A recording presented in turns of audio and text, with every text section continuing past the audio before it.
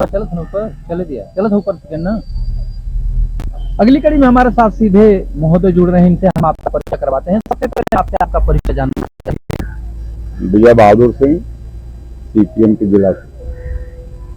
पहले की जो हुकूमत रही है, अंग्रेजी शासन की बात की जाए, और जो हुकूमत है उसमें आपने क्या अंतर देखा और किस तरह का विकास हुआ है, जो विकास का दावा लोग कर रहे हैं? अंग्रेजों के दौर में देखा गया कि जनता को वोट देने का अधिकार नहीं, इस तरह का लोकतंत्र नहीं था। देश में अफीम, नील, नीमक तोड़ो आंदोलन और तमाम आंदोलन हुए आजादी के दौर में। आजादी के बाद इस देश का बहुत विकास हुआ। पंडित जवाहरलाल नेहरू के नेतृत्व में देश का विकास हुआ, और उसमें सबसे बड़ी बात है कि आजादी के दौर में जो लोग अंग्रेजों के साथ रहते थे, जो लोग राष्ट्रीय संविधान का विरोध करते थे, जो लोग तिरंगा का विरोध करते थे, राम जन्मभूमि के नाम पर और कांग्रेस के भ्रष्टाचार के नाम पर जनता को भ्रमित करके 2002 करोड़ काम देंगे, किसानों की आय दूना करेंगे, सबका साथ सबका विकास, बेटी पढ़ाओ बेटी बचाओ, इस तरह के नारों देकर, प्रलोभन देकर सत्ता में आ गए। वो अंग्रेजों के पिट्ठू लोग हैं, अंग्रेजों के समर्थन में रहे हैं। आज का जो दौर है वो इस देश में इस तरह का लोकतंत्र और तानाशाही, आजादी और सबसे बड़ा जो संविधान को जो खतरा पैदा हो रहा है, वह सबसे बड़ी बात है। किस तरह से आप मानते हैं कि संविधान को खतरा है? क्योंकि सरकार तो संविधान के ही दम पर चलती है। यदि संविधान खत्म किया जाए तो फिर वही अंग्रेजी हुकूमत या फिर राजशाही प्रथा शुरू हो जाएगी। अगर संविधान पर खतरा है तो किस तरह का खतरा, आप क्या मानते हैं, उसमें क्या परिवर्तन किया जाए? देखिए, संविधान में खतरा इसलिए मानते हैं कि संविधान के बारे में बार बार बातें करते हैं। एक इनका कर्नाटक का कोई हेगड़े है, क्या है, उसने कहा संविधान हम 400 सीट आएगी तो हम बदलेंगे। इनके दिल्ली में प्रधानमंत्री के विकास के परिषद में वो काम करते हैं, वो भी उन्होंने संविधान को बदलने की बात की। राजस्थान का कोई महिला नेता है, उसने कहा कि 400 सीट हमको दे दीजिए, हम इस बार संविधान बदल देंगे। और सबसे बड़ी बात है, जो संविधान का दिल्ली की संसद के कुछ ही दूर पर संविधान जलाया जा रहा है और नारा लगाया जा रहा है संविधान के विरोध में, हिंदू राष्ट्र की मांग की जा रही है, उनके विरुद्ध आज तक कोई कार्रवाई नहीं हुई। इसका मतलब आप क्या समझते हैं, क्यों नहीं कार्रवाई हुई? हमने तमाम वक्तव्यों में ये सुना है कि अब इस देश को हिंदू राष्ट्र घोषित किया जाएगा। क्या ये हिंदू राष्ट्र पहले से नहीं रहा है? हिंदू राष्ट्र तो अंग्रेजों के जमाने में भी नहीं रहा इनका हिंदू राष्ट्र, और आज भी कमोबेश मनुवादी व्यवस्था, सामंतवादी व्यवस्था की जो व्यवस्था है, अभी बहुत कुछ जिंदा और ये काम कर रहा है। आज मैं ये कई बात पूछ रहा हूं कि कोई दलित अगर किसी मठिया का महंत बन जाए तो क्या भारत के सारे समाज के लोग उसका पैर पकड़ लेंगे, उसको प्रणाम करेंगे, साधु मानेंगे, उसको संत मानेंगे, उसको मानेंगे? शायद ऐसा कहीं नहीं है, और यदि होगा भी तो जरूर लोग उसका सम्मान करते होंगे। और जो बात की जाए क्षेत्रीय मठों की, बड़े बड़े मंदिरों की, तो पहले जो अंग्रेजी हुकूमत है या फिर जो छुआछूत पहले से होता था, और बाबा साहब डॉक्टर भीमराव अम्बेडकर ने जब तक संविधान में दलितों को अधिकार नहीं दिया था तब ये होता था। लेकिन आज का दौर रहा है कि जो वोट मांगने के लिए या फिर ऐसे बात किया जाए या फिर लोगों के साथ राजनीतिक में चलने की बात की जाए तो दलित भी साथ है, और हर जगह जा भी रहे हैं। किसी प्रकार का अब तक जो सुनने के लिए मिला है नहीं है। क्या आपके जानकारी में पूरे भारतवर्ष में कहीं पर भी कोई प्रकरण रहा हो जहां आज भी आज के दौर में 2024 के सत्र में छुआछूत किया जाता हो दलितों के? आज भी वो कायम है। जखनिया बाजार में सब लोग एक जगह बैठ के चाय पी लेते हैं, लेकिन घर खाने पीने में अभी भी भेदभाव लोगों के समाज के अंदर पड़ा हुआ है, और इस तरह की बातें हैं। और सबसे बड़ी बात अगर ये प्रमाण है तो हमारे देश की सर्वप्रथम नागरिक हैं राष्ट्रपति मुर्मू। वह संसद के भवन के उद्घाटन में और राम जन्मभूमि में उनकी क्या भूमिका रही और कौन सा स्थान पर वो थी। अभी तो पता लगा कि बेड़ारा में कोई जनजाति या क्या किसी की बैठक हो रही थी, उसमें आयोजन किया गया। वही पारसनाथ को माला पहना रहे हैं और जो बस भाजपा से प्रत्याशी थे उनको कोई माला नहीं पहनाया। सुनने में आया, ये बात सुनने में आई, हम देखे नहीं है न हम वहां गए हैं, लेकिन सुनने में आया।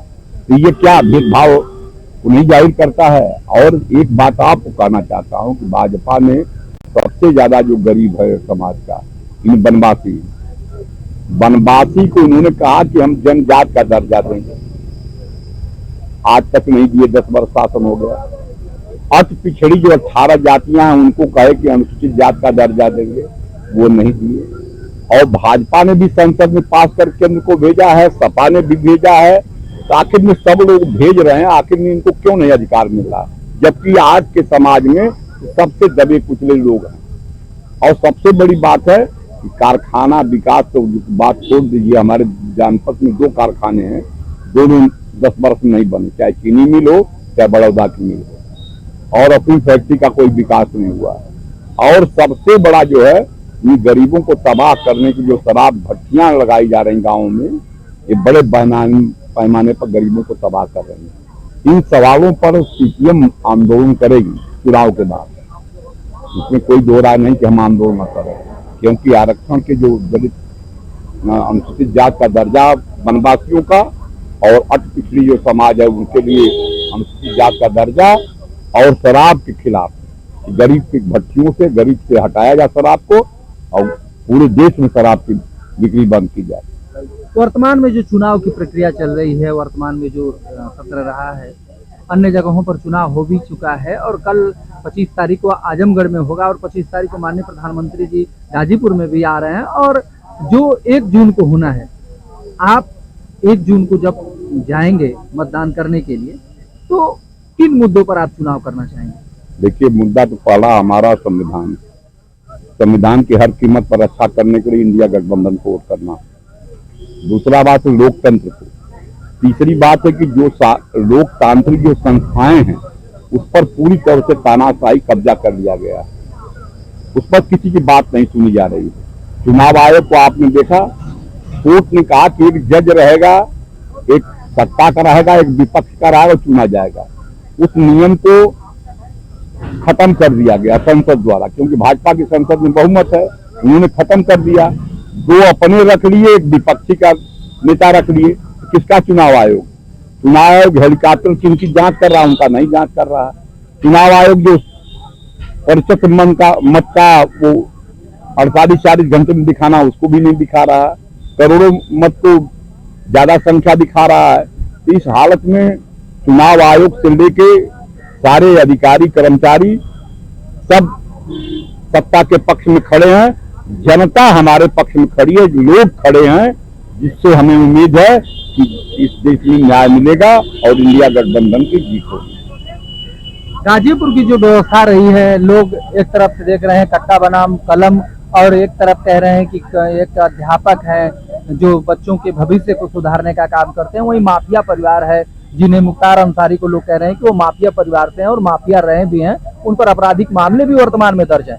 तमाम बातें जनता के बीच में आ रही है, लेकिन जहां पर भी जनसभा हो रही है, जैसा कि आप जैसे लोगों से ही पता चलता है कि भारतीय जनता पार्टी की जनसभा होती है तो उसमें उसकी भीड़ और जो अफजाल अंसारी की भीड़ होती है उसमें काफी अंतर पाया जाता है। इसमें जनता का क्या है, जनता किसे मानती है, किस मुद्दे पर जनता ज्यादा झुकाव ले रही है गाजीपुर में, ऐसा क्यों? देखिए, मुख्तार अंसारी को जो अपराधी मान रहे हैं, मरने के बाद जो मिट्टी देने का और उसके जो शव के साथ जो यात्रा हुई, इसको समझना चाहिए कि वो अगर वो अपराधी रहता इस तरह का हुजूम नहीं बोलता।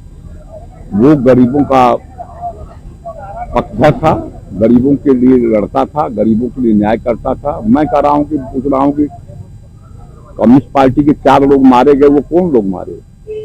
जोगा में किसने मारा दलितों को? शेरपुर में किसने मारा दलितों को? मोहनपुरवा में राजभर बस्ती किसने उजाड़ा?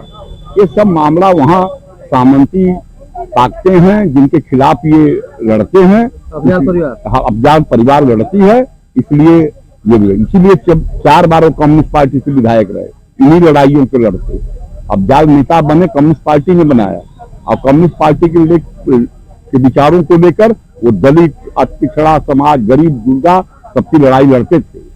और आज वो अपराधी की जो बात कर रहे हैं, हम कहते अपराधी केवल मुसलमान है, आप मुख्तार हैं, आप ब्रजेश क्या हैं, त्रिभुवन सिंह क्या हैं, धनंजय सिंह क्या हैं, अभय सिंह क्या हैं, ये लोग क्या हैं? खाली अपराधी मुसलमान में खोजेंगे आप? अरे कार्रवाई अगर योगी जी करते तो अपना मुकदमा वापस ले लिए। मुकदमा तो सब पे पंजीकृत है। पंजीकृत से क्या होता है? जब अपना मुकदमा वापस ले लीजिए इस देश का मुख्यमंत्री, यही संसद में भुकर भुकर रो रहे थे, सोमनाथ चटर्जी उनको चुप करा रहे थे, यही रो रहे थे। तो इस तरह का है कि ये लोग अपनी बात करते हैं। जो शिक्षक जो हैं, शिक्षक ऐसे हैं कि जहां गरीबों को लूटते हैं। एक तो गांव समाज की जमीन है, निधि का पैसा लिए, जनता का पैसा, फिर जनता को वसूल कर रहे हैं 2000, 1000, 5000 जिस नाम से पैसा उगाही कर रहे हैं। ये धंधा इनका है। वो सरस्वती है, वहां सरस्वती मंदिर है, धंधा का मंदिर है। भले टीका मुद्रिका लगाने से कोई संत हो जाता है। संत रविदास थे, संत और लोग थे, देवता बुद्ध भी थे, तमाम लोग थे। गाजीपुर से आप किसको चुनना चाहेंगे? गाजीपुर में हम अफजाल को चुन रहे हैं। अफजाल को जनता चुन रही है और जीत रहे हैं। ये लोग पीछे पीछे झूठे पर्चा नुकसान कर रहे हैं, अपना घर पटा जाए, जो 5 जगह पैसा वो रख ले। इनको हारना है। गाजीपुर में अफजाल की और इंडिया गठबंधन की आंधी चल रही है, उस आंधी के आगे टिक नहीं पाएंगे। जनता जाग गई है। चलिए, बहुत बहुत धन्यवाद जो आपने जानकारी दी। अभी हमारे साथ कुछ महोदय हैं, बोलेंगे आप? नहीं, ठीक है, गाजीपुर का नहीं, आप युवा हैं, आप तो अपनी बातों को रख सकते हैं। कहाँ के रहने वाले हैं? सबसे पहले परिचय हो जाए आपका। सबसे पहले तो मैं बिहार का रहने वाला हूँ, तैमूर जिले का। जी जी। और मैं यहाँ पे एक रिलेटिव के यहाँ आया हुआ था। युवाओं के रोजगार की बात की जाए तो बिहार में किस तरह का परिवर्तन रहा है? जो वर्तमान में सरकार है मोदी जी की, और पहले जो सरकार रही है, उनमें हम किसको बेटर मानते हैं? किसकी सरकार में बढ़िया काम हुआ है विकास के मुद्दों पर? अगर विकास की बात करेंगे, अलग अलग पहलुओं की बात करेंगे, तो देश में कहा जाता है, और पिछले की भी बहुत सारी सरकारों का ये कहना था, अगर देश में कभी इंफ्रास्ट्रक्चर के ऊपर काम करवाना हो, देश के अंदर कभी एक इकोनॉमिक आर्थिक विकास का काम करवाना हो, तो एक राष्ट्रवादी सरकार की जरूरत होती है। और अगर आप देश में देखेंगे कि जब भी बीजेपी की सरकार आई है, चाहे वो अटल की सरकार आई हो, चाहे वो नरेंद्र मोदी की सरकार आई हो, तो इस देश के अंदर हमेशा इंफ्रास्ट्रक्चर पे बहुत काम हुआ। एक स्टेटमेंट है अमेरिका के राष्ट्रपति का, अगर आपने सुना होगा, तो उन्होंने कहा था कि अमेरिका आज इसलिए सबसे दुनिया का रिचेस्ट कंट्री नहीं है कि अमेरिका के पास, लोगों के पास बहुत पैसा है। अमेरिका इसलिए दुनिया का सबसे अमीर देश है क्योंकि अमेरिका की सड़कें बहुत अच्छी हैं, अमेरिका का इंफ्रास्ट्रक्चर बहुत अच्छा है। हम उम्मीद कर सकते हैं कि पॉलिसीज बनती हैं, सरकार में कमियां रहती हैं, और कमियां हर सरकार में रहती हैं, लेकिन जिस हिसाब से भारतीय जनता पार्टी का इंफ्रास्ट्रक्चर पे काम हुआ है, मैं एज ए स्टूडेंट, मैं स्कॉलर स्टूडेंट हूँ, बीएचयू के अंदर मैं रिसर्च कर रहा हूँ, तो मैं आपसे इतना जरूर कहूंगा कि शायद अभी तक मैं अपने होश में इतना इंफ्रास्ट्रक्चर डेवलपमेंट नहीं देखा हूँ। विकास हुआ है पूरे देश में? विकास पूरे देश में हुआ है। देश का मान सम्मान में भी कोई कमी नहीं है। संस्थानें बढ़ी हैं, बड़े बड़े इंस्टीट्यूशंस बने हैं, आईआईटी जैसे संस्थानें बनी है, आईआईएम जैसी संस्थानें बनी है। हाँ, कुछ क्षेत्र अभी भी विकास के चरणों को नहीं पा पाए हैं, कुछ समाज अभी भी उन चीजों से वंचित है, उसके ऊपर सरकार को काम करना चाहिए। सरकार को रोजगार पे काम करना चाहिए। इस देश के बहुत सारे युवा, क्योंकि सरकार जिस तरीके से प्राइवेटाइजेशन के ऊपर काम कर रही है, सरकार को सबसे पहले अपने पॉलिसीज के ऊपर काम करना चाहिए कि यहाँ के लोगों को पहले काम मिले, फिर बाहर के लोगों को काम मिले। जो एक पार्टी विशेष द्वारा और लोगों द्वारा जो कहा जा रहा है कि वर्तमान की जो सरकार है विकास तो कर रही है, लेकिन पूरे संस्थाओं को बेच रही है, भारत के नाम से कुछ भी नहीं है। अगर मैं आपको आप किस नजरिए से देखते हैं? अगर इसकी मैं जानकारी दूं तो ये बेचना नहीं कहा जाता, ये पॉलिसी 1990 में आई थी। उस समय नरसिम्हा राव की सरकार थी और देश के जो फाइनेंस मिनिस्टर थे वो डॉक्टर मनमोहन सिंह थे। तो डॉक्टर मनमोहन सिंह उस समय भारत की जो अर्थव्यवस्था थी वो बंद अर्थव्यवस्था थी, that is a close economy. Then after doctor Manmohan Singh decided कि इससे काम नहीं चलने वाला है, now the Indian economy will be open for everyone, where all the investors of India and outside of the investors come to each country and invest each other।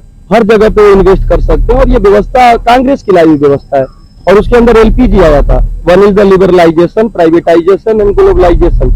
इसके अंदर निजीकरण था, सरकारी संपत्तियों का निजीकरण करना था, पॉलिसी के अंदर सुधार करना था, और भारतीय अर्थव्यवस्था को दुनिया की अर्थव्यवस्था के साथ जोड़ना था।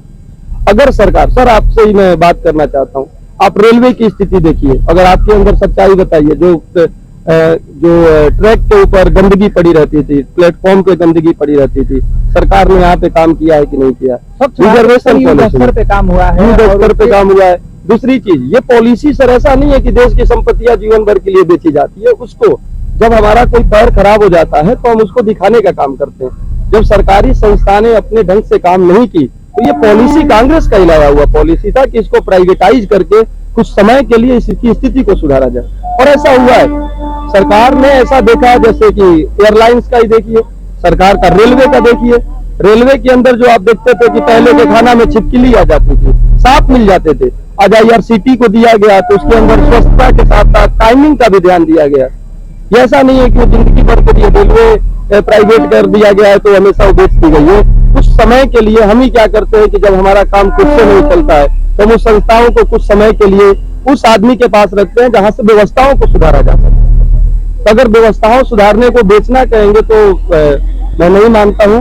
ये सुधार की प्रक्रिया है, दुनिया के सारे देशों ने प्राइवेटाइजेशन किया है, तो भारत भी कर रहा है, इसमें कोई बहुत बड़ी चीज नहीं है, और ये कांग्रेस की लाई हुई पॉलिसी। विपक्ष एक और बात कर रही है कि युवाओं को रोजगार नहीं मिला है, पूरे यूजलेस हो गए हैं, पढ़ के बच्चे इधर उधर घूम रहे हैं, बनारस सर अभी भी प्रयागराज तमाम शहरों की बात की जाए तो वहाँ लड़के तैयारी कर रहे हैं, लेकिन भर्तियां नहीं निकल रही है, और निकल भी रही है तो उसका पेपर लीक हो रहा है। इसको आप किस नजरिए से देखते हैं? बिल्कुल सर, पेपर लीक की समस्या है, ये बहुत गंभीर समस्या है। मैंने अभी बिहार में, मेरा भी 10+2 में इकोनॉमिक्स में हुआ वहां पर, लेकिन मैं रिसर्च कर रहा हूं तो मैंने उसको ड्रॉप आउट किया। आपने ये भी देखा होगा कि बिहार में अभी बहुत सारी ऐसी वैकेंसियां थी जहाँ पे बच्चे ही नहीं मिले, उसके ऊपर क्या कहना चाहेंगे आप? नहीं, एक चीज तो शायद कम होगी कि वैकेंसी आए और उसमें लोग फार्म हाँ, ये शायद कुछ ऐसे है तो 100 लाख डिपार्टमेंट, जैसे रेलवे, SSC, इसके अंदर 100 सीट है तो 5 लाख फॉर्म पड़ रहा है, तो इसके ऊपर काम करना होगा। एक्चुअली क्या दिक्कत है कि सरकारी नौकरियां इस देश में 2% है, सरकार सभी लोगों को नौकरियां भी नहीं दे सकती। एक मैं इकोनॉमिक्स के स्टूडेंट होने से आपसे रूबरू करवाना चाहता हूं चीजों को, क्योंकि आज जो चीजें हैं प्राइवेटाइजेशन के बाद से सरकारी नौकरियों से ज्यादा प्राइवेट सेक्टर की नौकरियों का ज्यादा तवज्जो बढ़ा है। सरकारी नौकरियां इस देश में मात्र 2% है, 98% आज भी नौकरियां प्राइवेट सेक्टर के अंदर है। तो ऐसे सारी व्यवस्थाएं बड़ी हैं, सरकार को नौकरी पर भी तो उसका भी ग्राफ तो ऊपर ले जाना चाहिए ताकि लोगों को रोजगार मिले। रोजगार दे सकती है सरकार, सरकारी रोजगार दे सकती है, इसके ऊपर आप चीजों को नहीं कह सकते। रोजगार मिलना चाहिए, स्किल मिलना चाहिए, लोगों को जिस उनकी योग्यता है उसके हिसाब से काम मिलना चाहिए। हमारे देश की सबसे बड़ी समस्या है जिसको हम लोग डिस्टिंग्विश्ड अनएम्प्लॉयमेंट कहते हैं, कि व्यक्ति की क्षमता है 50,000 कमाने की, लेकिन वो 10,000 पे काम कर रहा है, वो भी देश की बेरोजगारी है। यहाँ पे काम करने की जरूरत है कि जो व्यक्ति जितना स्किल है उसको उतना काम मिले, उसको उतना पैसा मिले, तब देश की पर कैपिटा इनकम और देश की इनकम में इजाफा होगा। आपने काफी मुद्दों पर बहुत ही बेहतरीन तरीके से समझाया है और बताया है। एक मुद्दा और आपके सामने रखना चाहेंगे, जो महंगाई बढ़ी है उस पर। सर, अगर दुनिया की ओवरऑल इन्फ्लेशन की बात करेंगे, महंगाई को हम लोग इकोनॉमिक्स की भाषा में इन्फ्लेशन के नाम से जानते हैं, तो देश के अंदर महंगाई का जो अभी दर है वो 5 से लेकर 6% के बीच है। अगर हम कोरोना के बाद, कोरोना जैसे जब महामारी, पैंडेमिक महामारी आई, अगर उसकी बात करें तो दुनिया के जो आप जो सबसे रिचेस्ट कंट्री मानते हैं, जिसमें अमेरिका आता है, जिसमें रशिया आता है, जिसमें चाइना आता है, आप सब विश्वास नहीं करेंगे, उनका इन्फ्लेशन ग्राफ 12 से 13% का है। पाकिस्तान आपके जस्ट बगल में है, हमारे यहाँ उनके यहाँ इंडस रिवर का पूरा एक फर्टाइल एरिया बनाता है, उस देश के अंदर महंगाई की दर 23 से 24% है। अगर भारत में महंगाई अगर 5 से 6% है तो हमें ये नहीं मानना चाहिए कि देश में महंगाई है। हाँ, लेकिन जिस देश के लोग 80 करोड़ लोगों को आज भी अनाज देने की जरूरत है, उनके लिए महंगाई सच में बड़ी चीज है, क्योंकि उनके लिए महंगाई का असर सीधे उनके जेब पे पड़ता है। तो सरकार उनके इनकम बढ़ाने का काम करे। सर महंगाई बढ़ेगी, जैसे जैसे समय बढ़ेगा, जैसे जैसे देश आगे बढ़ेगा। पहले आप बात करेंगे चीनी 5 रुपया किलो था, 1 रुपया किलो था, आज वो चीनी नहीं मिलेगी। पहले लोगों की इनकम भी उसी हिसाब से थी, पहले के लोगों की इनकम 3 रुपए 4 रुपए बहुत होती थी, आज इनकम भी ज्यादा हुई है तो देश के अंदर महंगाई बढ़ेगी। जब जब सप्लाई ऑफ मनी बढ़ेगा, इन्फ्लेशन रेट का ग्राफ हमेशा आगे बढ़ेगा। अभी आने वाले दिनों में चुनाव है, कहीं जगह पर हो चुका है और कई जगह पर बाकी भी है। यदि आप मतदान करने जाते हैं तो किन मुद्दों पर आप चुनाव करना चाहेंगे और किसी सर हमें मतदान करना है, हम 1 तारीख को मतदान जरूर करने जाएंगे। ये मेरा दूसरा अटेम्प्ट होगा मतदान में, और मैं जरूर ऐसी सरकार को चाहूंगा कि जो देश को स्टेबल रख सके। कहा जाता है कि डेमोक्रेसी की जो सबसे बड़ी कमजोरी है कि यहाँ सरकारें बदल जाती हैं। अगर डेमोक्रेसी में स्टेबिलिटी चाहिए, किसी देश को बहुत ज्यादा ग्रोथ चाहिए, किसी देश को बहुत ज्यादा डेवलपमेंट चाहिए, तो गवर्नमेंट का स्टेबल होना बड़ा जरूरी है। तो लाजमी सी चीज है कि जो स्टेबल गवर्नमेंट हो सके, जो आने वाले भविष्य जो उनके रोड मैप है। सर देखिए, that is the utilisation process. आपको रात दिन एक ही रोटी और दाल मिले, बहुत अच्छा हो, तड़का मार के मिले, एक दिन मन भर जाता है। तो सेम जनता का भी वही सिस्टम होता है। सरकारें कितना भी अच्छा काम कर ले, एक समय के बाद लोगों का पेट भर जाता है, एक समय के बाद लोग चॉइस अपना चेंज कर लेते हैं। तो अभी मेरे हिसाब से अभी सरकार को मौका देना चाहिए, और सर मौका है भी, सरकार आ भी रही है जहां तक ओवरऑल ओवरव्यू देखा जाए तो। और सरकार को कम से कम 15 साल का जो इन्होंने पॉलिसी बना रखी है, जो रोड मैप तैयार कर रखा है इस देश के विकास के लिए, उस पर अभी तक इनको काम करने का मौका देना चाहिए। जरूरी चीज है कि किसी की सत्ता बपौती नहीं होती है, जरूर बदलना चाहिए। लेकिन जैसे मैंने ही अपने घर का एक प्लानिंग किया है और मैं वहां से गायब हो जाऊं, फिर दूसरा प्लानिंग करे, तो देश का विकास जो पिछले समय से होता रहा है उस हिसाब से ना हो। देश एक डेवलपमेंट के पथ पे चले, एक स्टेबिलिटी के साथ चले, ये ज्यादा इंपॉर्टेंट है। क्या आप चाहते हैं कि वर्तमान की सरकार को आने वाले दिनों में समय देना चाहिए और जनता को इधर उधर के बहकावे में न आकर सर जनता का विकास का मुद्दा है उस पर चुनाव करना चाहिए? बिल्कुल सर, जनता इंडिविजुअल है और डेमोक्रेसी की एक बहुत अच्छा फीचर्स है कि every individual have equal rights, और हर व्यक्ति की अपनी वोट की वैल्यू होती है। और इसके अंदर ये कुछ नहीं है, उसको जिसको जो पसंद हो, जिसको लगता हो कि देश के विकास में एक आहुति देनी चाहिए, जिनको लगता हो कि उनके लिए ये कैंडिडेट अच्छा कर सकता है, उस व्यक्ति को ही वोट देना चाहिए। पार्टियां आनी जाती रहती है सर, पार्टियां बनेंगी बिगड़ेंगी, देश रहना चाहिए, देश का लोकतंत्र बचा रहना चाहिए। और ये सब बड़ी अफवाह की बातें हैं कि देश का लोकतंत्र खतरे में पड़ गया है। लोकतंत्र की एक बड़ी विशेषता है कि अपने अंदर ये फ्लेक्सिबिलिटी देता है कि आप इसको जिस हिसाब से, ये मोनार्की सिस्टम नहीं है, ये मिलिट्री रूल नहीं है, ये डिक्टेटर रूल नहीं है। डेमोक्रेसी की सबसे बड़ी फीचर्स है कि फ्लेक्सिबिलिटी देता है लोगों को कि आप इसको जैसे चाहें वैसे चेंज कर सकते हैं, ये इसकी विशेषता है। जिस दिन यहाँ पे इंदिरा गांधी की सरकार, इंदिरा गांधी से किसका ज्यादा परचम हो सकता है, वो राजीव गांधी की लहर को कौन भूल सकता है अगर इतिहासकारों की। जब बड़े बड़े सुरमाओं की स्थितियां गिर सकती हैं तो नरेंद्र मोदी और योगी आदित्यनाथ भी कोई बहुत बड़े ऐसा कुछ नहीं है। जिस दिन जनता का मूड बनेगा, जिस दिन जनता को लगेगा कि अब उनको बदलना चाहिए, बिल्कुल बदल देगी। लोकतंत्र किसी तरीके से कभी लोकतंत्र खतरे में पड़ ही नहीं सकता। एक और मुद्दा बहुत तेजी से चल रहा है, चूंकि मेरा अंतिम सवाल था, लेकिन और एक सवाल आपसे रखना चाहेंगे। जो लोगों के बीच एक बात अफवाह की जाए या हकीकत की जाए, या फिर आने वाले दिनों में हो भी सकता है, जो लोग कह रहे हैं कि लोकतंत्र हमारा खतरे में है, संविधान बदलने वाला है, जैसे ही मोदी जी की सरकार बनेगी संविधान बदल जाएगा और जो अनुसूचित जाति और तमाम आरक्षण है उसको खत्म कर दिया जाएगा, और विशेष करके आरक्षण खत्म करने की बात हो रही है। तो किस नजरिए से आप आरक्षण को देखते हैं? क्या अभी भी दबे कुचले लोग या फिर दलित समुदाय के लोग हैं वो आज भी निचले स्तर, उनको किस तरह से बराबरी के दर्जे पे लाएगी? सर लोगों के अंदर जो आपने मेरे से 3-4 सवाल इसमें पूछे और मैं तीनों चारों सवालों को अलग अलग करके जवाब देना चाहूंगा। सबसे पहले आपका सवाल ये था कि आरक्षण, लोगों का कहना है कि सर ये आरक्षण खत्म कर दें। सर अगर बात करें थोड़ा सा इतिहास की आरक्षण की, अगर आपके पास समय हो तो मैं 2-3 मिनट लेना चाहूंगा। आरक्षण की व्यवस्था 10 साल की थी और व्यवस्था लाने का मुख्य उद्देश्य यही था कि 10 सालों के अंदर समाज के उन सारे पिछड़े वर्ग के लोगों को जो समाज की मुख्य धारा में नहीं, उस मुख्य धारा में जोड़ देना। हर सरकारों ने जब तक कोई मुख्य धारा में नहीं जुड़ता है तब तक हम उसको बढ़ाते जाते हैं। तो अगर इस सरकार ने भी 2 बार 10 सालों में इस सरकार ने भी बढ़ा दिया, तो आपको किस हिसाब से लगता है कि आरक्षण खत्म हो जाएगा? इस सरकार ने एक और बड़ा काम किया, अगर आप देखें आरक्षण के ऊपर तो एक लिमिटेशन से आरक्षण की 50% से ज्यादा नहीं जा सकता। इस सरकार ने उन स्वर्णों का भी ध्यान रखा जो आर्थिक रूप से पीछे हैं, उनको भी आरक्षण देने का काम किया। सर, आरक्षण का फायदा नौकरी में और एडमिशन में ही है ना, बाकी स्किल में तो है नहीं। और मैंने आपसे भी बात कहा कि देश के अंदर 2% सरकारी नौकरियां, और जगह कहाँ पे आरक्षण आपको देखने को मिलता है।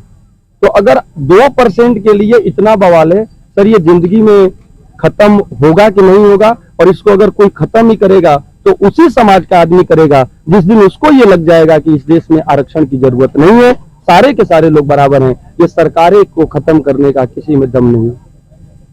दूसरा सर आपका सवाल था, कौन सा सवाल था सर?